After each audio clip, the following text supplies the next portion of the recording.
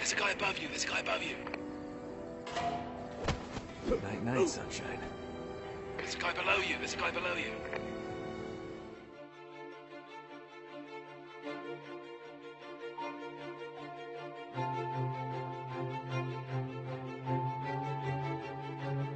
So at the moment in the world there isn't much new content due to the current pandemic.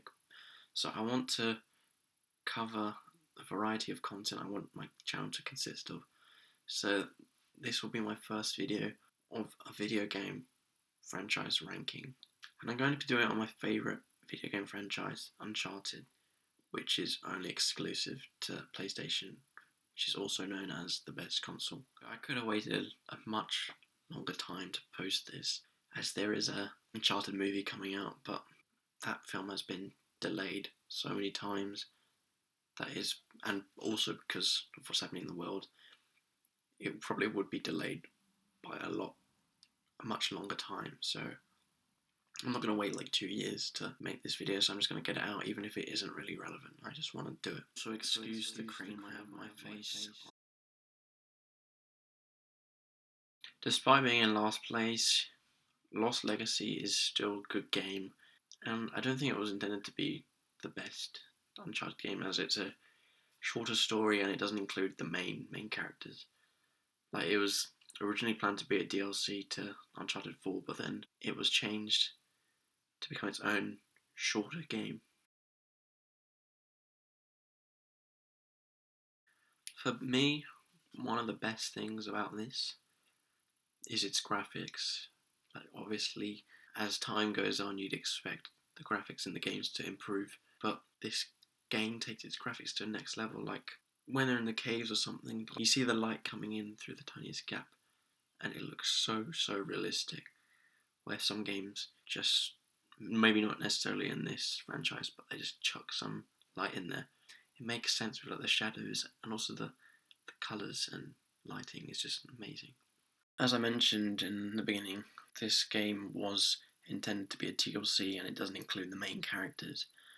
But I think the chemistry between Nadine and Chloe is very well done and is up there with some of the best character moments throughout this whole game. The way their differences just seem to collide and work really well is quite great. Now this one's a bit debatable because I know a lot of people like the open world aspect of this game. But to me, I personally am not a fan. It just strays too far from the other games, which were very basic in where you need to go and had one objective. I didn't like the whole open world where you can just go where you want. The story is very basic in my opinion, and it stops and starts too much, which makes it quite repetitive. So, well, it is a solid story, but kind of predictable and repetitive. It is a refreshing side story which does explore possible paths for the future of this franchise without Nate and Sully, but it doesn't really add anything too different to the series. It does try to be very different, but it kind of turns into a basic story which the Uncharted series is not known for, and the open world aspect does not improve it. So video games don't get a Rotten Tomatoes score because they're not a TV show or a film, so I'm gonna have to rely on IMDb here, which many people don't vote on games, but it currently has an 8.6, which I think is around about right. I personally would give it an 8 out of 10 and a 4.5. If you've played Uncharted 1 to 4, you can get this game if you would like. It is not as good, in my opinion, as a lot of the other stories, but it's just fun spending time with the characters and being in the world of Uncharted. It's still a good explorer game, but as I've said before, it doesn't reach the heights of the other games, in my opinion.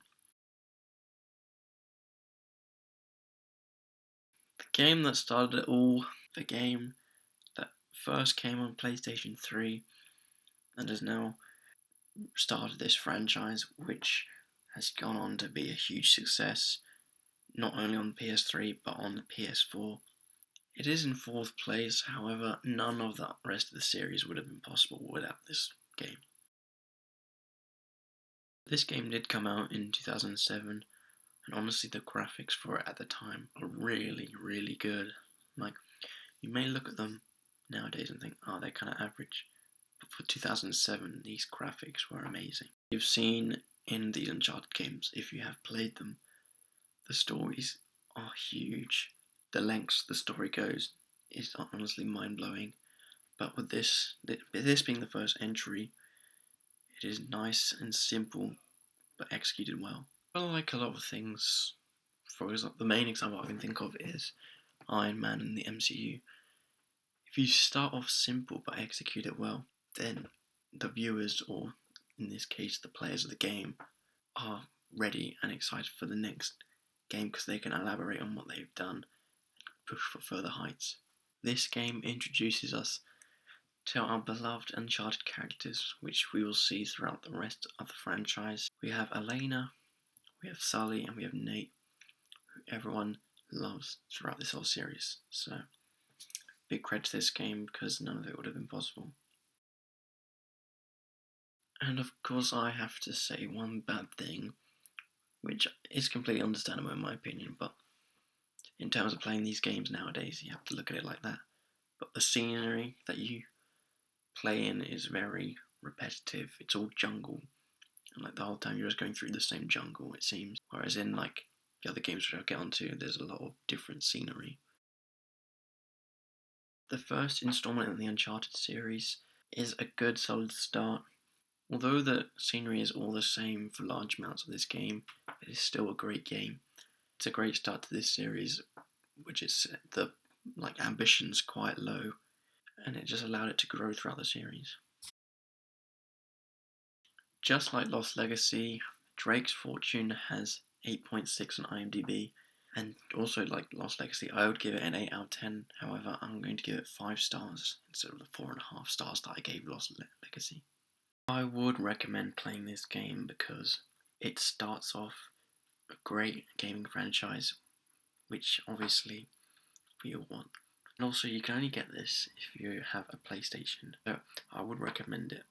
But because it has like really unique and great characters with a lot of chemistry, so go buy it.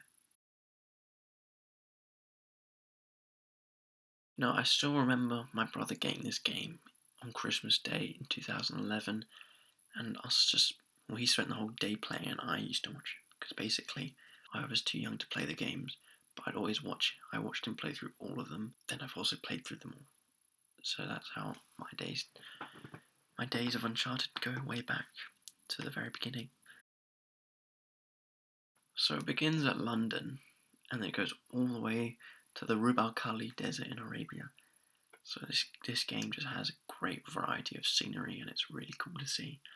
It may be a little forced sometimes, but I personally think it looks pretty great to be able to play in all these different areas. And I think this game actually provides a good look into Nate and Sully's past, and especially how they meet. And it doesn't feel too forced in how it's done, because it also ties in with the villain of the plot. I know that could be forced, something like that, but I think it works really well. Just the whole climactic fight at the end, where most things have some big fight at the end. This one kind of felt underwhelming. Like, what I mean by that is like, you're thinking like, oh, I just need to get past this, and then something else would happen next, which is bigger. But this one, when that ends, it's just the end of that story, and it's just like, oh, really? And like, the other games have had such like big final fights that have been very like intense, but this one just didn't seem to have that. So this game brings in the new character Charlie from England, and he's honestly a lot of fun to have there. But him and Chloe aren't really included in the main story for a large amount of this game, and it's kind of disappointing to not have them involved. They kind of figure some way so they conveniently aren't in the story, so it's easier to proceed with the story. To me personally, Uncharted 3 feels like a game separate from the rest of the series. I can't really explain why. Maybe it's because In all the other games, they've explored like caves and stuff, which then finds a temple. But this one starts off in London. I can't remember exactly where it went, but it was with all the pirates. And then it's in the desert, and they find the temple in the desert. So I don't know. It just maybe because there's a lot more variety of scenery, maybe that's why. But it just feels very different. Now this game has a 9.1 on IMDb, which is a solid score. So I personally would give it an 8 out of 10 and 5 stars again. Once again, definitely worth playing, but as long as you've played the other games before it, so you are immersed in the story. Not so that I can copy it, but before I do these videos, I like to see what everyone else's ranking is, so I like to see if people think the same as me or whether I'm going insane. But a lot of people have this game in first. It goes out with a bang though, to send off Nathan Drake's last Uncharted game. So, let's talk about it. I know I haven't mentioned it for all games, but all the graphics in this series are really amazing. But this was the first game to come on PS4, and the graphics have never been better, except for maybe in Lost Legacy, which comes a year after this game.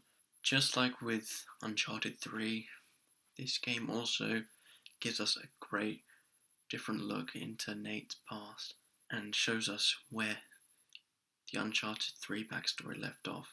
Introducing Nate's brother Sam shows us a different side to Nate. You haven't heard anything about his brother, you haven't heard much, so he's hidden a lot about it.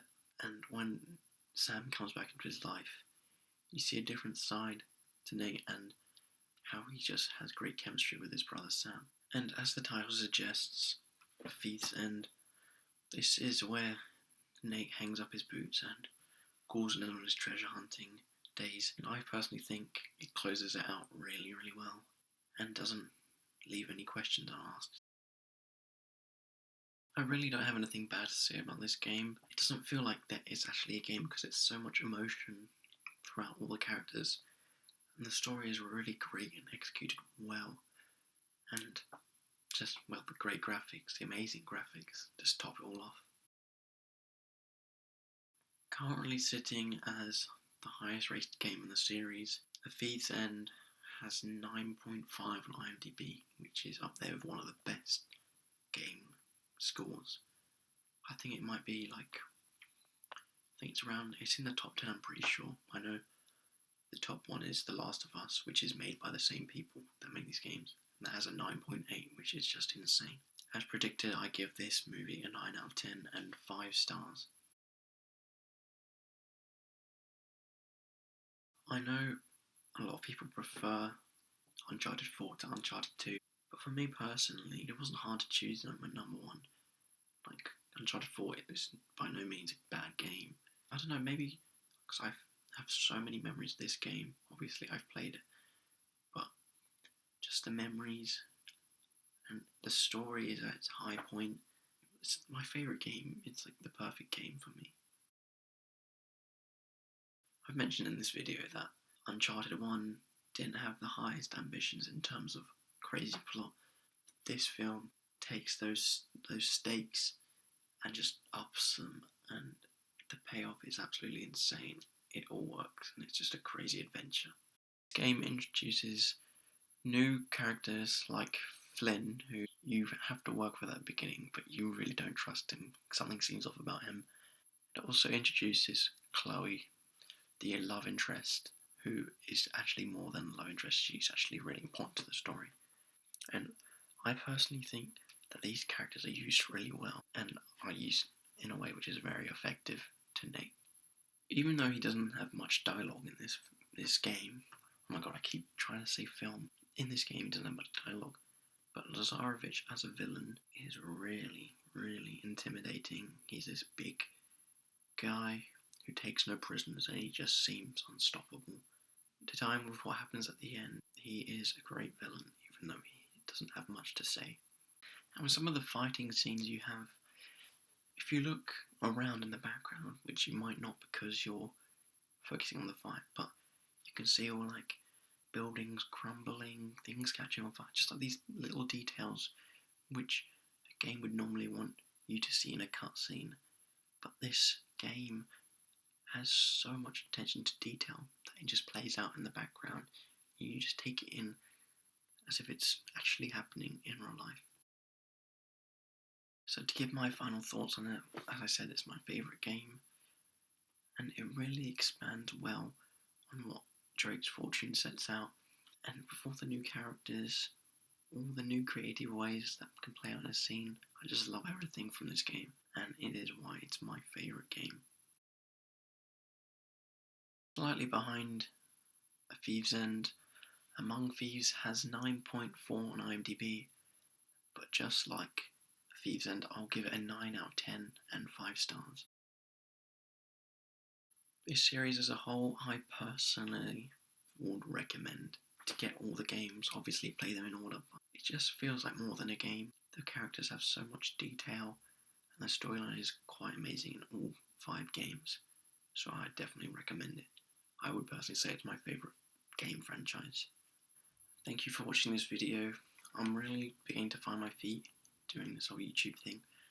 I personally have noticed, and also I've got some feedback where they're saying my content is improving each video and I'm looking more comfortable, which is true. So I'm really in the right groove for things. I'm very motivated to make new content.